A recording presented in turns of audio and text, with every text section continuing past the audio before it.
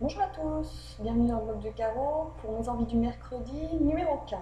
Déjà, alors je vais vous faire part de mes lectures de la semaine dernière, de ce que je suis en train de lire et de ce que j'envisage de lire la semaine prochaine. Tout d'abord mes lectures de la semaine dernière. Alors, j'ai enfin terminé La Princesse des Glaces de Camille Alekberg, publié chez Actes Sud Noir. Donc j'ai beaucoup aimé ce roman, même si j'ai mis du temps à le lire. C'était pas parce que le roman me plaisait pas, c'était parce que j'avais d'autres choses à faire à côté, voilà, rentrée oblige. Mais j'ai beaucoup aimé la façon dont le polar était envisagé, puisque il y a l'enquête d'un côté, mais il y a surtout le personnage d'Erika qui est à mourir de rire, qui est une femme, une écrivain. Elle écrit des biographies dans sa petite ville de Suède. Et comme toutes les femmes, elle est complexée par ses bourrelets. Elle retombe amoureuse de son ami d'enfance. Et c'est très drôle parce qu'on oscille entre le grave, avec ces meurtres qui sont commis et qui cachent une vérité horrible, et on oscille vers le léger, avec parfois vraiment des chapitres qui sont très drôles, très comiques. Voilà, donc j'ai beaucoup aimé La Princesse des Glaces, vous pouvez retrouver mon avis sur mon blog. Ensuite, j'ai lu Fiasco, les écrivains en scène, donc ça c'est publié chez Folio, c'est la collection à 2 euros. Voilà, c'est de Robin Robertson. Alors en fait, qu'est-ce que c'est? C'est un petit. J'ai qualifié ça d'essai parce que je ne savais pas dans quoi le ranger, mais c'est pas vraiment des essais, c'est plutôt des anecdotes. Donc en fait, c'est des extraits tirés d'un bouquin un peu plus gros qui racontent des fiascos d'écrivains. Donc par exemple, lors de conférences, lors de signatures, lors de salons du livre, les écrivains se sont par exemple trompés d'horaire, donc il n'y a personne. Ils se sont mépris sur certaines personnalités, ils prennent la grosse tête, enfin il leur arrive des choses improbables. Donc c'est super drôle, super comique parce que ça permet de désacraliser un peu le rôle de l'écrivain.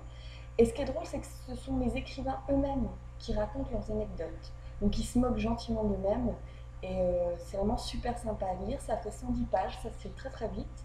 Hein, une petite heure, même pas, c'est avalé. Et franchement, c'est super drôle. Je vous le conseille, ça coûte 2 euros. Voilà, folio 2 euros. C'est super drôle, super marrant.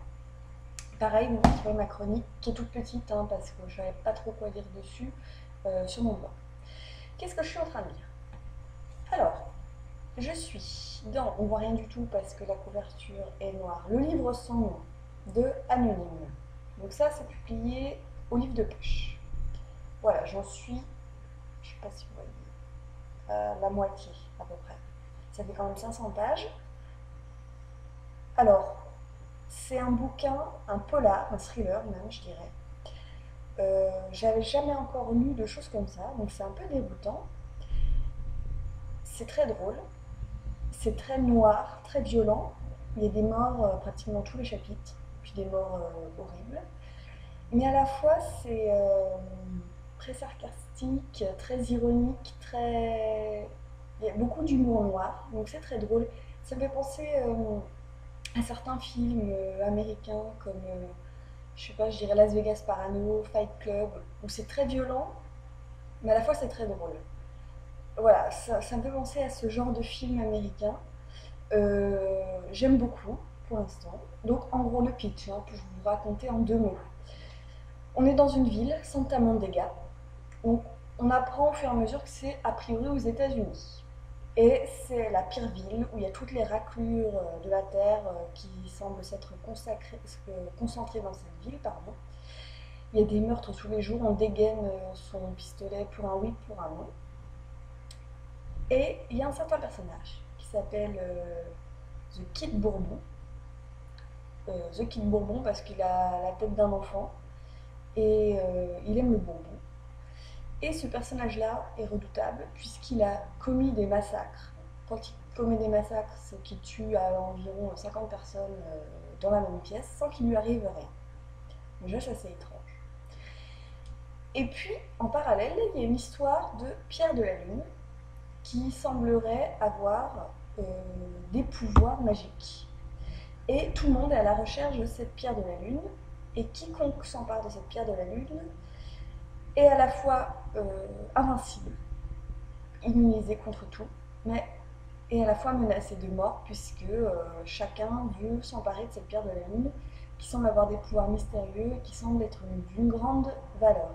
Donc il y a plein d'intrigues qui se chevauchent, plein de meurtres, tous plus sanguinolents les uns que les autres.